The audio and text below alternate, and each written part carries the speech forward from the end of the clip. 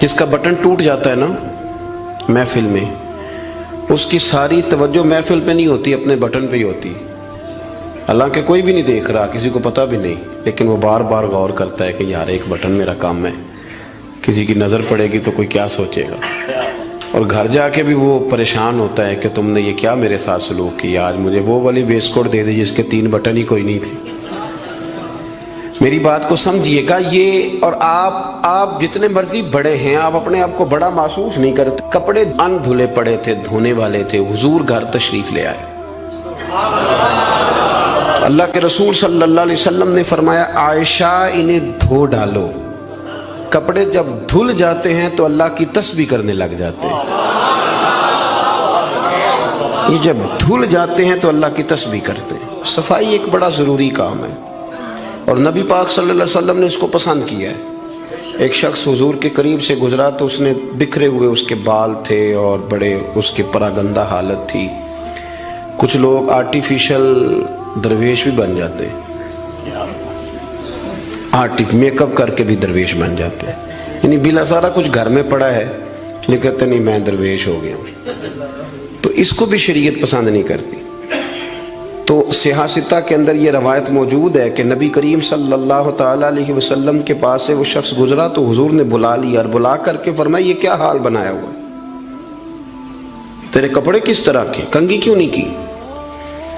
تو اس نے اس کی حضور بس وہ سرکار فرمانے لگے تیرے اوپر تو اللہ کا بڑا فضل نہیں، بڑی خیر نہیں، رب نے بڑا مال عطا کی؟ حضور بالکل ہے۔ تو محبوب فرمانے لگے جا پھر جا کے اچھے کپڑے پہن، رب جب فضل کرتا ہے تو اس کا اثر دیکھنا پسند فرماتا ہے۔ پھر یہ جان بوجھ کے اس طرح کا رویہ تو نہ اپنا کہ کسی کو پتہ نہ چل جائے میرے پاس پیسے ہیں، ایسے نہ کر۔ تو صفائی ستھرائی، آپ ظاہری طور پر اگر آپ صاف ستھرے نہیں ہوتے تو آپ کسی محفل کے قابل نہیں رہتے۔ آپ 4 دوستوں کی محفل میں بیٹھنا اپنے لیے بوجھ محسوس کرتے ہیں، تکلیف ہوتی ہے کہ یار میرے کپڑے ٹھیک نہیں۔ صحیح بتائیے گا، اگر انسان کے کپڑے صاف ستھرے نہ ہوں اسے سکون نہیں آتا، تو اگر اس کے دل پہ میل کچیل ہو، بہت سارے لوگ کہتے ہیں مجھے سکون نہیں، لیکن ہم ڈرتے ہیں نا، ہم ان کو بتا نہیں سکتے، ڈرتے ہیں۔ بے سکونی کی کچھ وجوہات ہوتی ہیں، کچھ سبب ہوتا ہے۔ آپ کے کپڑے میلے تھے تو آپ بے سکون تھے، تو اگر آپ کا دل میلا کچیلا ہے نا، روح پہ کوئی دھبا لگ گیا ہے، یہ دھبے ہوتے ہیں۔ حسد ایک دھبے کا نام ہے، عداوت ایک دھبا ہے، تکبر ایک دھبا ہے، یہ سارے دھبے ہیں۔ اور بخاری میں نبی پاک علیہ السلام نے خود فرمایا جب تم گناہ کرتے ہو تو تمہارے دل پر سیاہ نقطہ لگ جاتا ہے، تو آپ اس نقطے کی موجودگی میں سکون میں رہیں، یہ کیسے ہو سکتا ہے؟ اور گناہ کی تعریف حضور نے یہ فرمائی کہ ما حاک فی صدرک، جو تیرے سینے میں کھٹکے، جو تیرے سینے میں کھٹکے، تو پریشان ہو کہ کسی کو پتہ نہ چل جائے، تو کراہت محسوس کرے کسی کا اس پر مطلع ہونا، تو ہمارے باطن کے اندر بڑی مصیبتیں، ہم حسد کرتے ہیں، بہت سارے لوگوں سے کرتے ہیں، ماننے کو تیار نہیں ہوتے، کرتے ہیں۔ بلکہ امام غزالی رحمۃ اللہ علیہ تو فرماتے ہیں کہ حسد تو پایا ہی مالداروں اور صاحب علم لوگوں میں جاتا ہے۔ وہ کہتے ہیں غریب آدمی یا ان پڑھ بندہ تو اس دوڑ میں شامل ہی نہیں ہوتا۔ اصل مسئلہ اس بات کا نہیں ہوتا کہ میرے پاس نعمت نہیں، اصل رٹا یہ ہوتا ہے کہ میرے پاس تو ہے پر اس کے پاس نہیں ہونی چاہیے تھی، ادھر کیسے چلی گئی؟ اعلیٰ حضرت بریلوی رحمۃ اللہ علیہ نے بہت ساری کتابوں کا نچوڑ ایک جملہ ملفوظات شریف میں لکھا ہے۔ اعلیٰ حضرت فرماتے ہیں حسد کرنے والا اس بندے پر اعتراض نہیں کر رہا ہوتا، حسد کرنے والا بنیادی طور پر اللہ کی تقسیم پر اعتراض کرتا ہے، اللہ کی تقسیم پر۔ ہمارے اندر یہ میل چڑھ، اور گھروں کے اندر یہ پوری ایک دوڑ شروع ہے، دیورانی کے اندر، جیٹھانی کے اندر یہ پوری دوڑ ہے، اور ایک وقت آتا ہے کہ بھائی بھائی سے حسد کرنے لگ جاتا ہے، کیسے سکون پائے گا؟ حسد ایک آگ ہے، اور ترمذی شریف کے جو لفظ ہیں حدیث کے وہ بڑے نرالے ہیں۔ نبی پاک صلی اللہ علیہ وسلم نے فرمایا حسد نیکیوں کو یوں کھا جاتا ہے جیسے خشک لکڑی کو آگ کھا جاتی، یعنی وہ کھائی جاتی ہے، لکڑی کی اپنی کوئی حیثیت باقی، تھوڑی دیر پہلے وہ لکڑی تھی اور اب وہ خاک ہے۔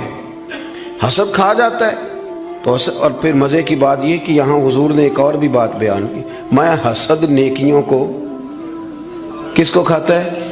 اس کا مطلب ہے حسد کرنے والے نیک بھی ہوتے ہیں، نیک لوگ بھی حسد، یہ سرکار نے فرمایا ہے نا، حسد نیکیوں کو، اس کا مطلب ہے یہ حسد کرنے والے کچھ نہ کچھ نیک بھی ہوتے ہیں، نیکیاں بھی کرتے رہتے ہیں، حسد بھی کرتے رہتے ہیں، تو وہ ہوتا یہ ہے کہ وہ ساتھ ساتھ ضائع ہوتی ہے۔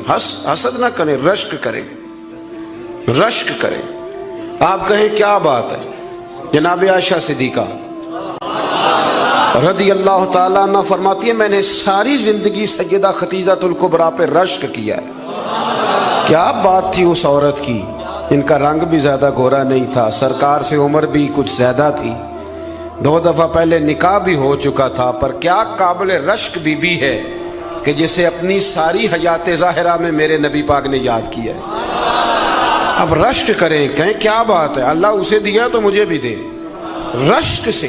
کنز الاموال میں حدیث ہے، حضرت عائشہ صدیقہ رضی اللہ تعالیٰ عنہ فرماتی ہیں دوپہر کے وقت نبی پاک صلی اللہ علیہ وسلم کے صحابہ حضور سے ملنے نہیں آتے تھے، دوپہر کے کھانے کے بعد سرکار آرام کرتے تھے، کیلولہ فرمایا کرتے تھے۔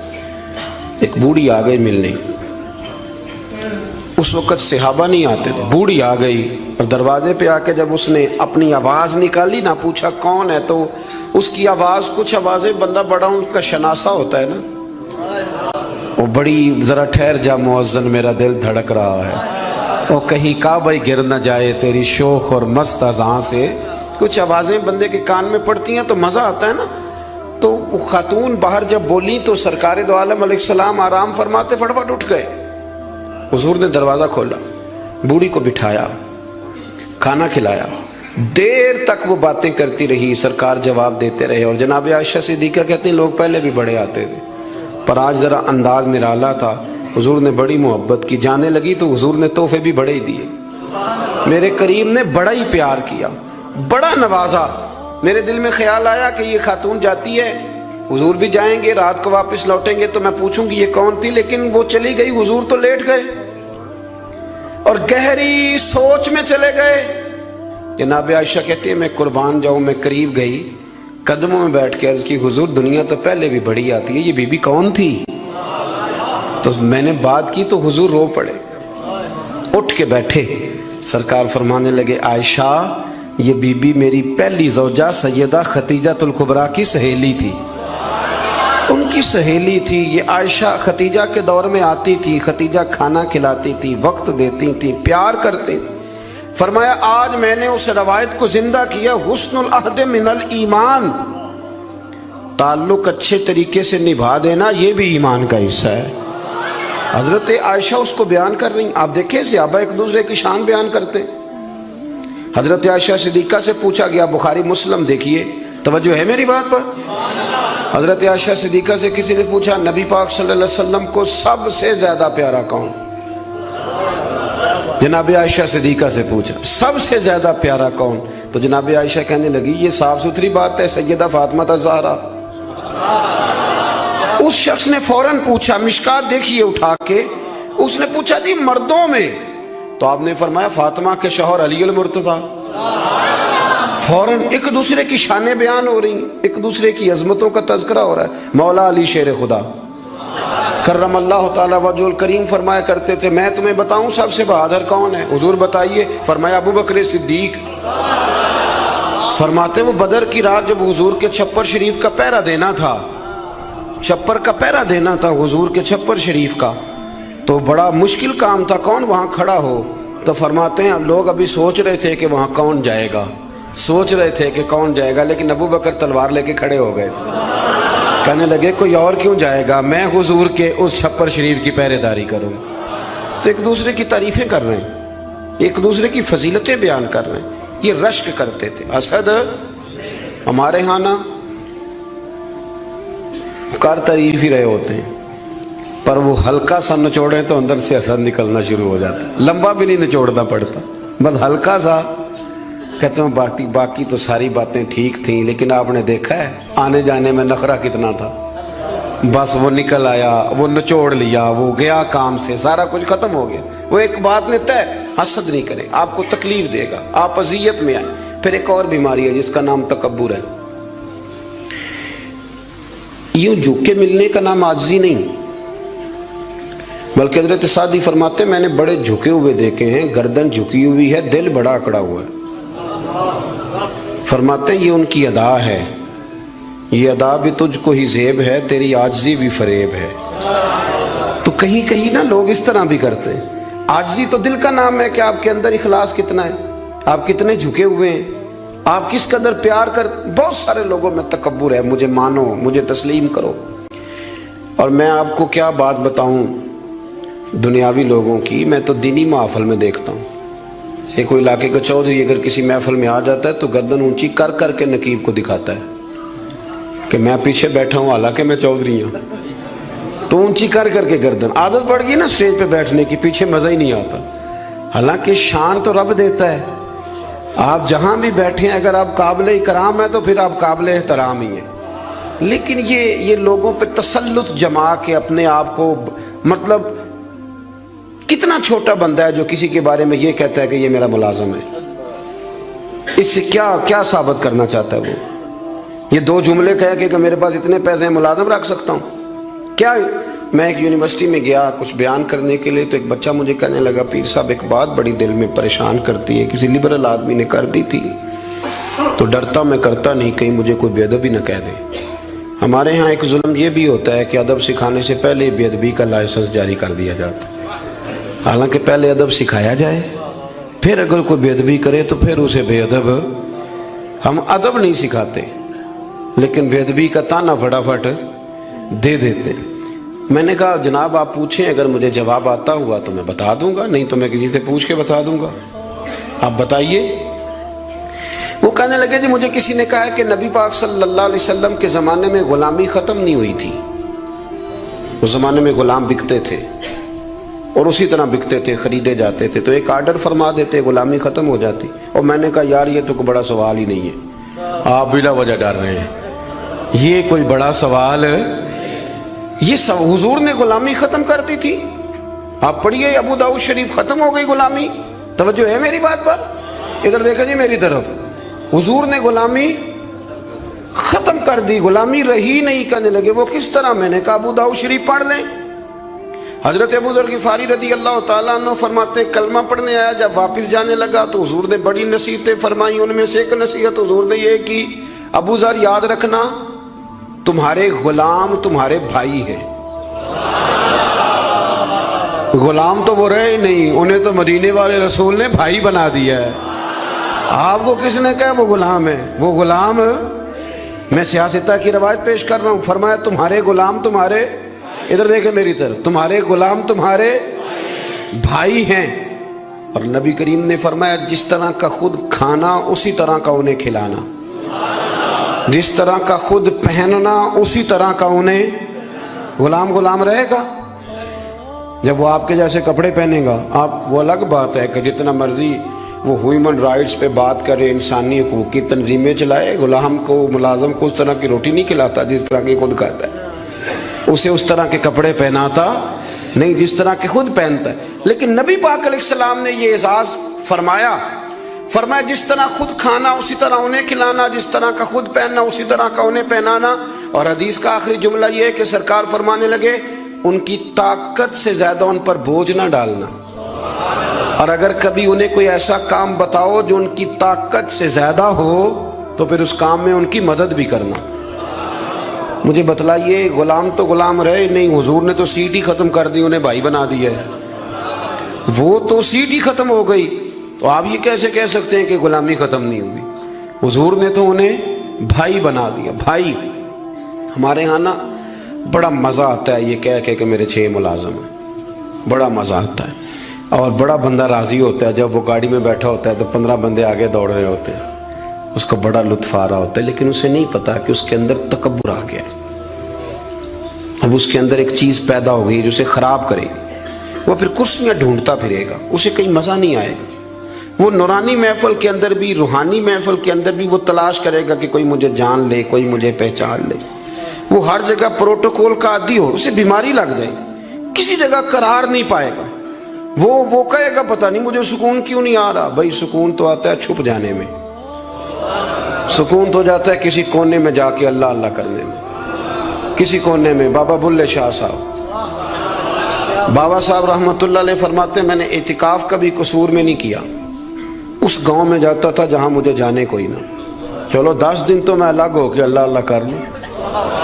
کہتے میں وہاں جا کے اعتکاف کرتا تھا. یہاں تو سارے ہاتھ چومنے والے تھے. اکثر کہا کرتے تھے اٹھ بلیا چلو تھے وسیے جتھے وس دینی سارے انے.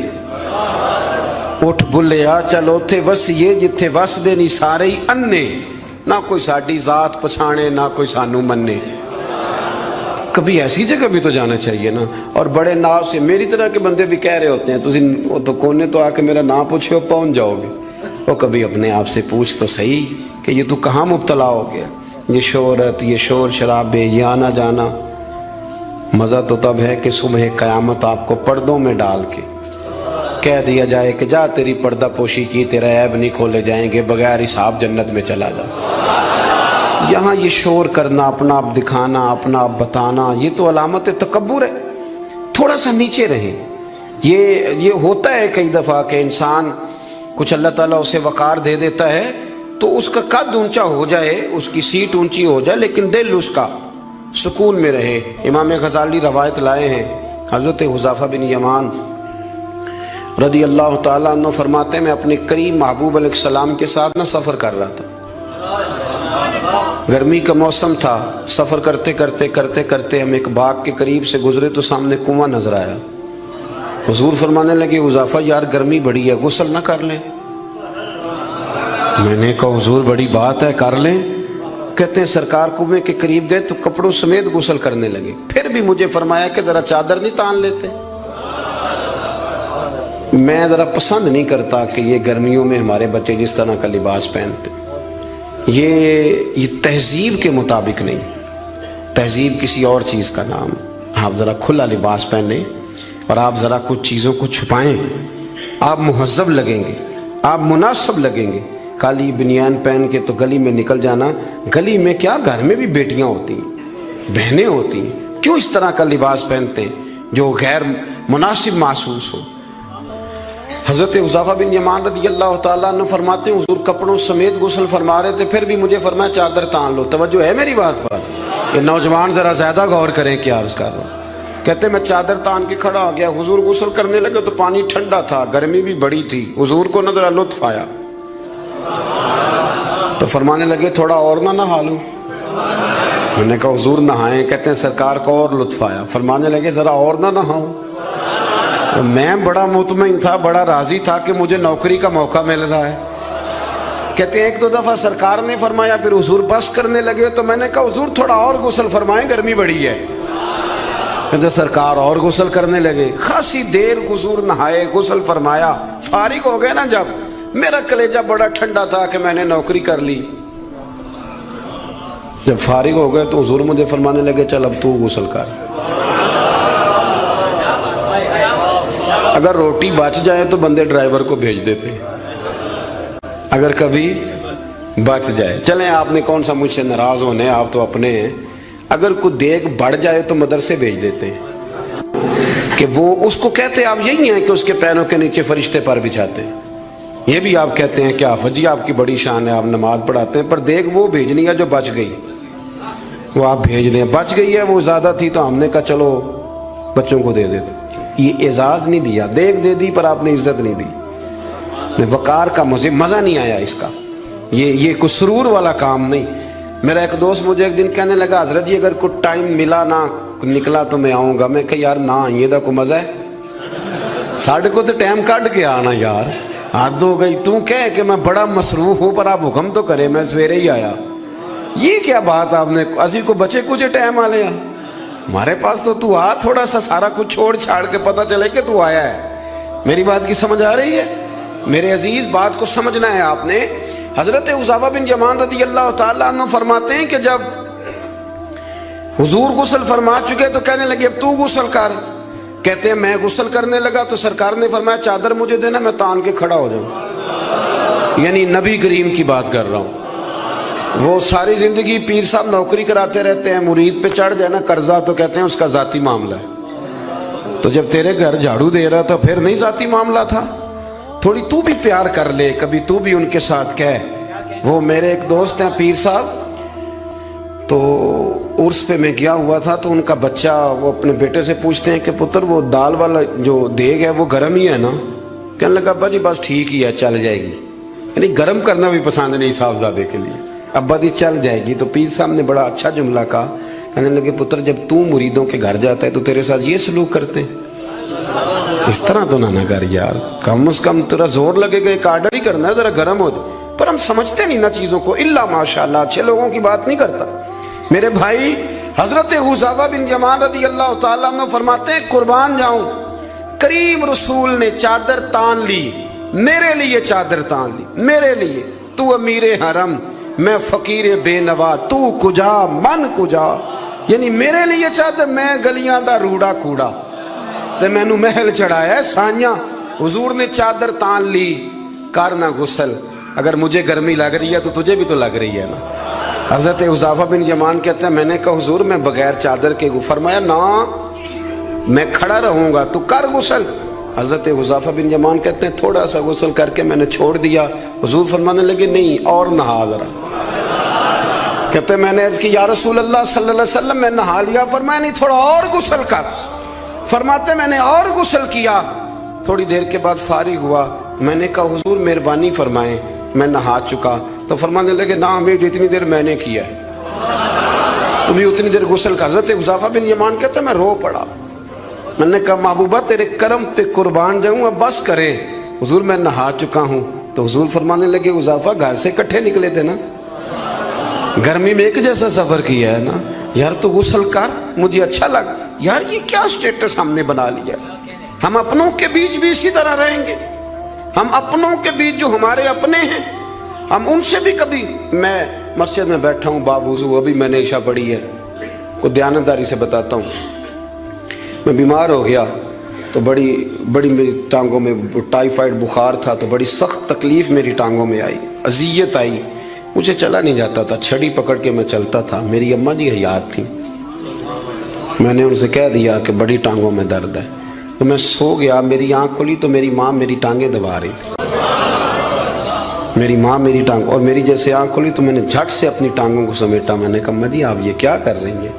तो मेरी अम्मा जी ने क्या, वो बीमार रहती थी, शुगर थी, कहने लगी पुत्र तू नहीं मेरी रोज़ दबांदा, आप बात को समझे ना। वो वक्त गुजर गया, वो इंतकाल कर गई, 8-9 साल बीत गए, पर वो कभी उस वक्त को याद करता हूँ तो दिल ठंडा हो जाता। हमारा तो स्टेटस इतना खौफनाक हो गया कि हमारे अपने तरसते रहते हैं कि चलो 2 जुमले प्यार के बोल दे, 2 जुमले, और किसी के लिए भी नहीं यार, किसी के लिए। सैयदा तैयबा ताहिरा हजरत आयशा सिद्दीका हाँ फरमाती हैं लोगों हम उस रसूल के मानने वाले हैं जो जुमलों का भी ख्याल करते थे। किसी की आज अंदाज़े तकल्लुम किस तरह का है, कोई किस तरह, इसका भी हुजूर ख्याल करते। एक दिन मुझे घर में बैठे बैठे फरमाने लगे आयशा जब तू राज़ी होती है तब भी मुझे पता चल जाता है, और जब तू ज़रा थोड़ा सा दिल में कोई बात रखती है तो पता मुझे फिर भी चल जाता है। तो जनाब आयशा कहते हैं मैंने फटाफट अर्ज़ की हुजूर मुझे मेरी माँ रोए। मैं और आपके फरमाया चुप कर, ज़रा सुन तो ले, पहले ज़रा सुन तो सही ना, ज़रा सुन या रसूलल्लाह हुक्म करें। तो महबूब फरमाने लगे कभी कभी किसी दूसरी बीवी के पास ज़रा वक्त गुजारूं तो तेरे दिल में बात तो आ ही जाती है ना, ज़रा सुन ना, हुजूर हुक्म करें। तो महबूब फरमाने लगे जब तू राज़ी होती है ना, तेरा तरीका है कभी कभी कसम उठाती है, जब तू होती है ना मुझसे नाराज तो तू कहती है मुझे इब्राहीम के रब की कसम, मुझे हजरत इब्राहीम अलैहिस्सलाम के रब की कसम, और जब तू राज़ी होती है तो फरमाती है मुझे मोहम्मद अरबी के रब की कसम। अब मैं समझ जाता हूँ कि आज कोई बात। जनाब आयशा कहती हैं मैं बड़ा रोई। हुजूर ने फरमाया क्यों रोती है? मैं फिर रो पड़ी। हुजूर ने फरमाया मैंने तो तेरे एहसासात बयान कर, तो रो पड़ी। कहने लगी रोती इसलिए हूँ कि अल्लाह ने कैसा करीम रसूल अता फरमाया।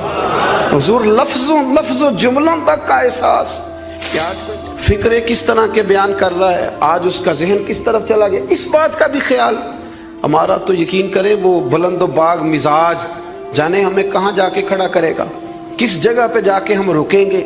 बड़ा शौक़ है लोगों की गर्दनें झुकाने का, बड़ा हमें शौक़ है, ये मेरा मुलाजम है। घर में भी गए हैं तो 2-4 बंदे खड़े होने चाहिए एजाज़ के लिए, تھوڑا سا جھکے تو صحیح, تھوڑا پیار کرنا تو شروع کریں. تھوڑا یہ آپ کی دیکھیں نا, جو بالکل اکڑ جائے وہ مردہ ہوتا ہے, اور جس میں کچھ نہ کچھ لچک ہو وہی تو زندہ ہوتا ہے. اگر آپ پکڑے ہوئے ہیں, اکڑ گئے ہیں آپ کو اپنے علاوہ, وہ کسی نے کہا تھا خدا مجھے ایسی خدائی نہ دے کہ اپنے سوا کچھ دکھائی نہ دے. کیا لے کے جانا ہے اس دنیا سے اگر آپ چند منٹ کسی سے پیار ہی نہیں کر پائے, کسی کا احساس ہی آپ کی طبیعت میں نہیں آیا, آپ کو ذرا خیال ہی نہیں آیا کسی کی بابت, لیکن ہمارا وہ احساس کدھر گیا؟ اصل بات یہ ہے کہ اندر تکبر چھپا لیا ہے, اب وہ نکلتا نہیں, کھٹکتا بڑا ہے, تنگ بڑا کرتا ہے, بڑی آرزو ہے کہ جانا جاؤں پہچانا جاؤں, سمجھتے نہیں. مولا کائنات شیر خدا علی المرتضیٰ حضرت مولا علی کرم اللہ تعالی وجہہ الکریم کوفے میں تشریف فرما تھے تو غلام سے کہنے لگے چل ذرا شاپنگ کرنے چلیں. کس سے؟ بول کے بتائیے. لے گئے ہو کبھی ملازم کو ساتھ؟ ہم تو ابا جی کو نہیں لے کے جاتے, حالانکہ ان کو کبھی کبھی لے جائیں تو انہیں بڑا اچھا لگے. کبھی کبھی والد صاحب سے کہیں نا کہ موسم بدل رہا ہو 2 جوڑے لینے چلے, ہم لے کے جائیں کبھی ان کو ساتھ بٹھا کے, ان سے کہ ابا جی آئیں میرے لیے کپڑے پسند کریں. ان بیچاروں نے بوڑھوں نے کیا پسند کرنا ہے, پر آپ ساتھ لے کے جائیں گے تو ان کا دل بڑا ٹھنڈا ہوگا. لیکن یہ کام بھی ہم یاروں کے ساتھ ہی کرتے ہیں, والد کو کہاں لے کر کے جاتے ہیں. مولا علی شیر خدا غلام سے فرمانے لگے چل نا یار کپڑے خریدنے. خادم کہتا ہے میں ساتھ گیا, حضرت علی نے 2 جوڑے خریدے. فرمایا آج 2 لینے بھی, ایک تیرا ایک میرا. کہتے ایک خاصا مہنگا لیا, ایک ذرا سستا لیا. میں فوراً سمجھ گیا مہنگا آقا کا ہے اور سستا اسی طرح ہی ہوتا ہے نا. مہنگا جوڑا آقا کا ہے اور سستا غلام کا ہے. کہتے ہیں تھیلے میں کپڑے ڈالے, میں نے اٹھائے, میں غلام تھا. وہ چوک آ گیا جہاں سے مولا علی نے اپنے حجرہ نور میں جانا تھا اور میں نے اپنے گھر جانا تھا. فرماتے ہیں وہ جگہ آ گئی. شیر خدا رضی اللہ تعالیٰ عنہ فرمانے لگے کہ لیا پتر میرے والا جوڑا مجھے دے دے, لا وہ میرے کپڑے مجھے دے دے. تو کہتے ہیں وہ بڑی ڈیفینیٹ تھی بات تھی, میں نے اسی وقت نکالا مہنگا جوڑا, جناب علی کو تھمایا. تو حضرت علی فرمانے لگے یہ تو نہیں میرا. باتیں مزے کے لیے سنتے ہیں صرف, اگر ان کے سننے میں اتنا مزہ ہے تو اس پر عمل کرنے میں کتنا مزہ ہوگا, یہ بھی تو کبھی آپ محسوس کریں نا. حضرت مولا علی شیر خدا فرمانے لگے یہ نہیں میرا, میرا تو وہ دوسرا ہے. وہ کہتا میں نے ایک فلسفہ بیان کیا, ایک علت بیان کی, ایک لاجک میں نے بیان کی. میں نے کہا حضور آپ مہنگا پہنے کیونکہ آپ آقا ہیں, اور میں سستا پہنوں گا کیونکہ میں. تو حضرت علی نے فوری طور پہ حکم نہیں لگایا کہ نہیں تو دوسرا مجھے دے. عالم تھے نا, تو اس نے علت بیان کی تو پہلے اس کا وہ سبب توڑا, پہلے اس کی اس بات کا جواب دیا. دلیل کا جواب دلیل سے دینا چاہیے نا. کئی دفعہ لوگ دلیل کا جواب گالی سے دینے لگتے ہیں, یہ طریقہ غلط ہے. حضرت علی سے اس نے کہا ایک علت بیان, ایک سبب بیان. کہنے لگا حضور آپ چونکہ آقا ہیں تو آپ جوڑا پہنے مہنگا, آپ کپڑے استعمال کریں مہنگے, میں چونکہ غلام ہوں تو میں استعمال کروں گا سستے. تو حضرت علی کہنے لگے تو یہ والا فلسفہ نہ بیان کر, تو میرے والا کر. میں تجھے بتاتا ہوں ایک سبب وہ والا لگا لے. یہاں وہ حکم لگا. اس نے کہا حضور وہ کون سا؟ فرمانے لگے تو سستا مجھے دے نا کیونکہ میں بوڑھا ہوں, اور تو مہنگا استعمال کرنا اس لیے کہ تو جوان ہے, اور جو جوان ہوتے ہیں وہ مہنگے کپڑے پہنتے ہیں. فرمایا یہ والا نقطہ یہاں لگا نا, یہ کلیہ یہاں استعمال کر. تو خادم کہتا ہے کہ حضرت علی نے مجھے شان بھی دے دی, اعزاز بھی دے دیا, اور مجھے بات بھی سمجھا دی. تیسری بات ہے اس کا بھی ضرور خیال رکھیں ہمیشہ اپنی زندگی کے اندر, آپ کو سکون ملے گا, آپ کو اطمینان ملے گا. ہم نا آرام پسند بہت ہو گئے.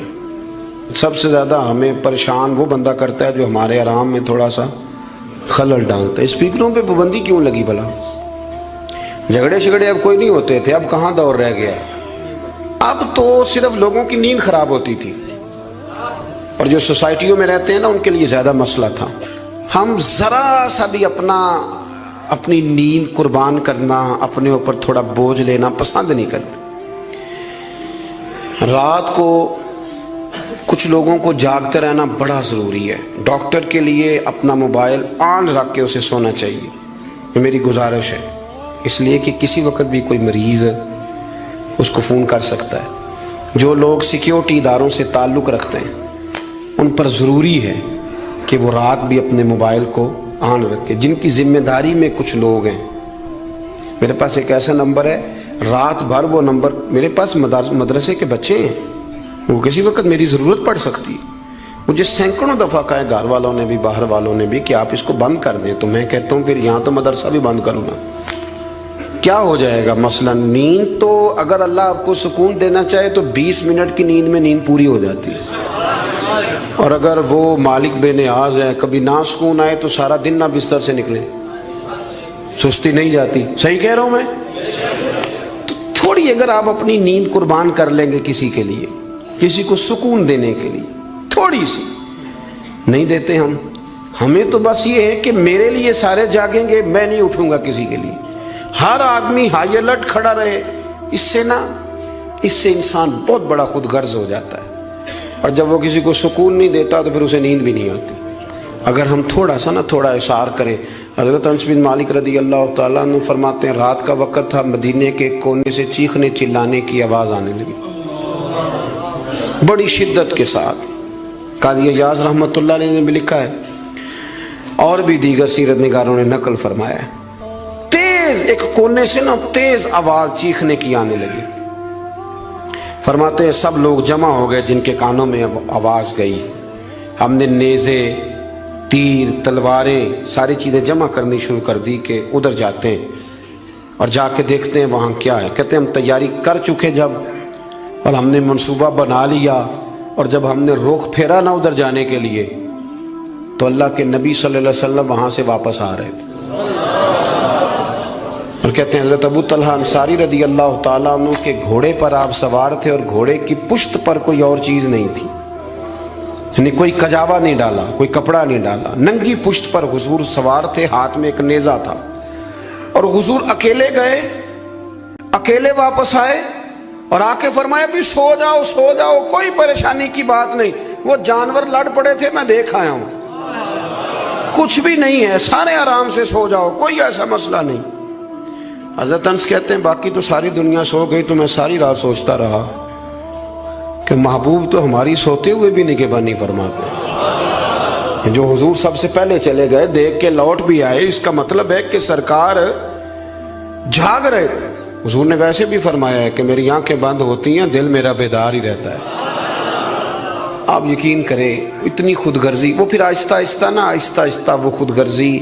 ہم پہلے خود غرض ہوتے ہیں، اپنے ابا جی سے کہتے ہیں کہ اب میرا گزارا نہیں ہوتا، میرے بھی بچے ہیں. یہاں سے ہم آغاز کرتے ہیں خود غرض ہونے کا. پھر کچھ عرصے کے بعد ہمارے بچے ہمیں کہنا شروع ہو جاتے ہیں کہ ابا جی اب ہمارا گزارا نہیں ہوتا، ہمارے بھی تو بچے ہیں. پھر وہ کبھی گونجتا ہے ہمارے کانوں میں ہمارا اپنا قول جو ہم نے کبھی کیا تھا اپنے والد کے لیے.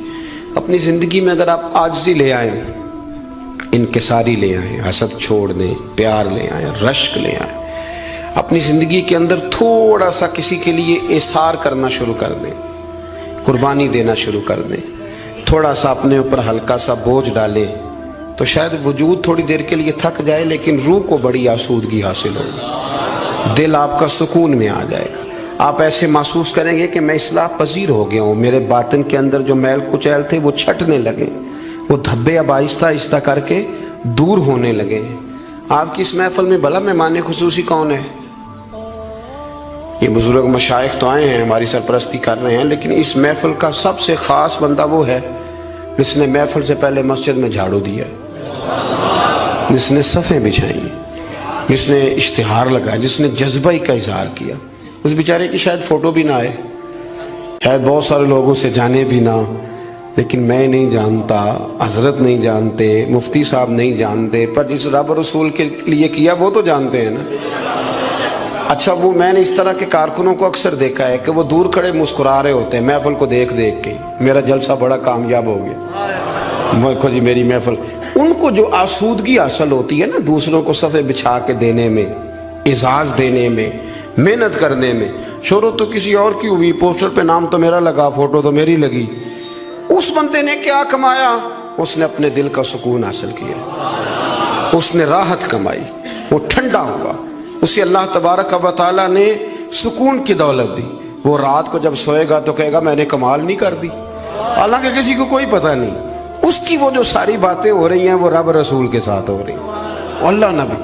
یہ والا سکون تلاش کریں، پھر آپ دیکھیں کتنی جلدی اللہ تعالیٰ آپ کے دل کو سکون دیتا ہے۔ یہ زیادہ دور نہیں ہے، یہ بہت مشکل کام نہیں ہے، کچھ چلے مجاہدے کرنے والا کام نہیں، یہ تھوڑا سا دل کی نگرانی کرنے والا